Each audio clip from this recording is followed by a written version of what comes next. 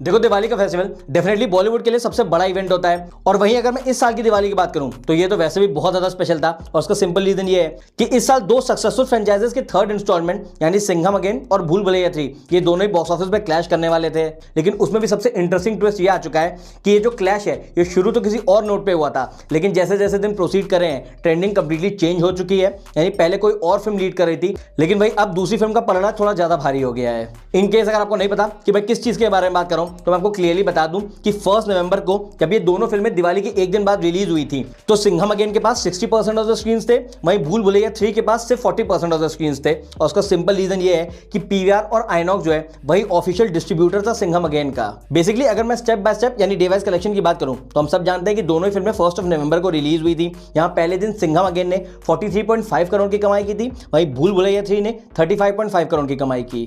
तो ऐसे में आप क्लियरली नोटिस कर सकते हैं कि जो ज्यादा स्क्रीन्स का फायदा है वो डेफिनेटली सिंघम अगेन को मिला और इसी वजह से भूल भुलैया फिल्म के जो कलेक्शन थे वो 8 करोड़ कम थे।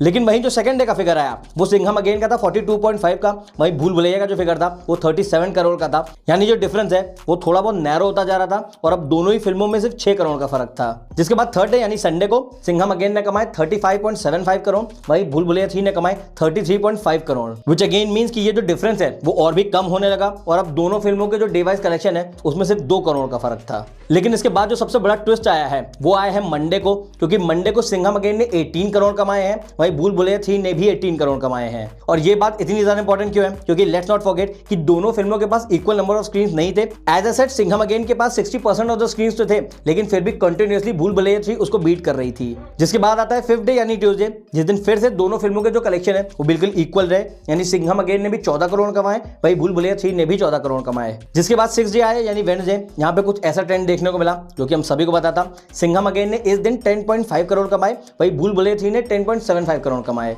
अब इसका सिंपल मतलब ये है कि ट्रेंड देखने में जो हमको सिग्नल मिल रहा था कि भूल भुलैया 3 अल्टीमेटली लीड करने वाली है, वो लीड वो ऑलरेडी पकड़ चुकी है। यानी अब जो डे वाइज कलेक्शन आ रहे हैं वो भूल भुलैया 3 के सिंघम अगेन से ज्यादा है। और वहीं अगर मैं दोनों फिल्मों के ग्रैंड टोटल की बात करूं तो सिंघम अगेन का जो 6 दिन का ग्रैंड टोटल है वो है 164.25 करोड़, वहीं भूल भुलैया 3 का जो ग्रैंड टोटल है वो है 148.75 करोड़। तो बेसिकली अभी भी आप नोटिस करेंगे कि भूल भुलैया 3 सिंघम अगेन से अभी भी 16 करोड़ पीछे है। बट अब क्योंकि पब्लिक का वर्ड ऑफ माउथ आउट हो गया है, एंड ऑनेस्टली बताओ तो दोनों फिल्मों का वर्ड ऑफ माउथ बहुत ज्यादा खास तो नहीं है, बट फिर भी भूल भुलैया 3 का जो वर्ड ऑफ माउथ है वो कंपैरेटिवली सिंघम अगेन से बेटर है। तो अब जो आने वाला सेकंड वीक है उसमें नंबर ऑफ स्क्रीन भूल भुलैया 3 के सिंघम अगेन से ज्यादा है। And trust me when I से दिस कि ये बहुत बड़ा कंसर्न होने वाला है सिंघम अगेन के मेकर्स के लिए, और वो भी 2 रीजंस की वजह से। सबसे पहला और सबसे बेसिक रीजन तो यही है कि अगर आप भूल भुलैया 3 और सिंघम अगेन को कंपेयर करेंगे तो ऑब्वियसली सिंघम अगेन की जो स्टार कास्ट है वो भूल भुलैया के कंपैरिजन में काफी ज्यादा बड़ी थी। भूल भुलैया में कार्तिक आर्यन डेफिनेटली थे जिनको प्रोबेबली एक राइजिंग स्टार कह सकते हैं, लेकिन उसके अलावा बहुत ज्यादा सेलेबल नेम्स नहीं थे।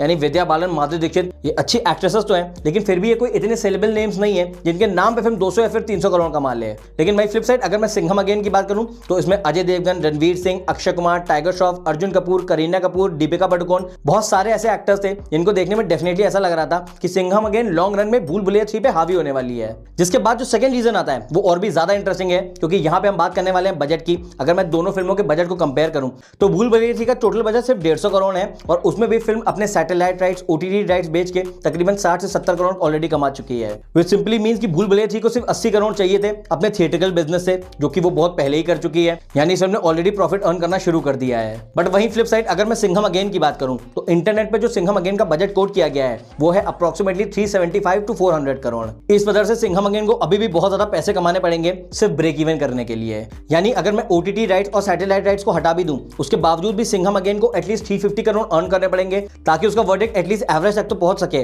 लेकिन अभी जैसी सिंघम अगेन की ट्रेंडिंग दिख रही है ऐसी बहुत स्ट्रॉन्ग पॉसिबिलिटी है कि इस फिल्म का नाम फ्लॉप या फिर डिजास्टर में आए। विच सिंपली मींस कि दोनों फिल्में क्रिएटिवली कंटेंट के मामले में जैसी भी हो, लेकिन भूल भुलैया 3 ऑलरेडी सुपरहिट बन चुकी है, प्लस ये कार्तिक आर्यन के करियर की भी हाईएस्ट ग्रॉसिंग फिल्म है। वही सिंघम अगेन अभी भी खतरे के रडार में है, और अगर इस फिल्म का सेकंड वीकेंड एक्स्ट्राऑर्डिनरी नहीं हुआ तो ये इस कॉप यूनिवर्स की पहली डिबेकल साबित होगी। ऑल्दो दोनों फिल्मों का सेकंड वीकेंड कितना हुआ है और दोनों फिल्में अपने सेकंड संडे के बाद अपना ग्रैंड टोटल कहां पे पहुंचा चुकी हैं, इसके बारे में हम नेक्स्ट बॉक्स ऑफिस वीडियो में बात करेंगे।